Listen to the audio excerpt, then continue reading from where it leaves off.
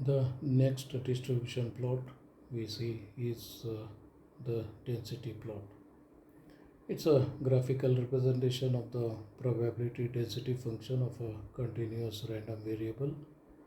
So the probability density function, if we plot, then what we get is called a density plot. It provides a smooth representation of the distribution of data points similar to histogram but with a smoother curve. So the smooths out the data using kernel density function technique. So whatever we have in the histogram, it will not be a smooth function. So the smoothing is done through kernel density function KDE. The key features are the smooth curve and the KDE used for smoothing this, the axis, bandwidth, legend, and so on. So where this is useful, so the common use cases when we want to visualize the distribution of a continuous data and identify the patterns or characteristics, we do use density plot.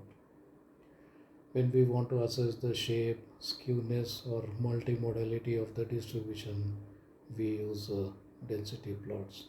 So when we use density plot, we understand the shape of the density, how it is spread out, and the skewness, whether it is left skewed or right skewed or no skew, and how many modes are there. Is it a single mode, unimode, or multi-mode? All this information we can collect from the density plot. It will be useful in comparing the distributions of different data sets or variables and can decide whether the data sets are originated from the same population or from different population. In doing that, the density plot play an important role. The overlapping density plots can be used to compare the distributions across the groups or categories. So when we put the two density plots together, then we can understand how they are interrelated.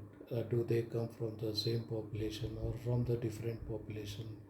And many such information can be extracted by looking at the density plot. So to ensure better efficiency, some things to be taken care. So we need to choose appropriate bandwidth parameter to balance the smoothness of the density plot with the fidelity of the data. Using transparency or color saturation to distinguish between the overlapping density plots when comparing the multitude distributions. So when we have multiple distributions and if they overlap, then it is wise to use some sort of transparency in coloring those regions so that it gives a clear idea that which two are being overlapped there.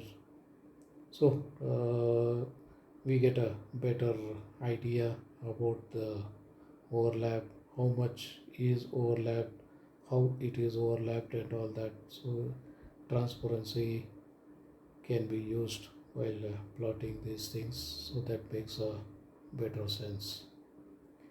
Of course, labels, title, and all that will provide a proper context and explain the insight of the plot and try to convey the meaning we want to present to the audience easily. So we must considering overlaying the density plot with other visualizations such as block box plot or rug plot to provide additional insights into the data distribution. So details will follow. So must interpret the density plot in conjunction with other descriptive statistics. Just a density plot will not suffice. We need additional information such as central tendency, variability. So other details must be accompanied along with this density plot so that more information can be made, extracted, and better insight can be understood. So that's a example of a density plot. It is showing the distribution of three variables. So they are shown in three different colors, and uh, if these three colors were used without transparency, then these common areas there will be only one region. So if we look at the pink part, then we can see that the right side of the pink part is buried inside green and blue part, and if there is no transparency allowed, then in within the green or blue part how the red part is varying, we will not be able to notice. Same way how the green and blue parts are changing within the red part, we will not be able to make out. So through this transparency, many more informations are made available, and that gives a better insight about the data we are looking at.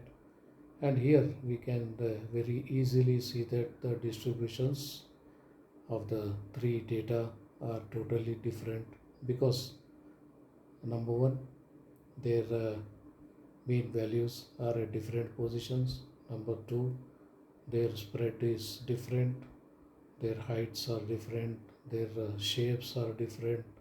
So we can just convince the other party, either in terms of shape, in terms of height, in terms of width. So many are available to justify that the three data sets are coming from different populations. So that's about the density plot.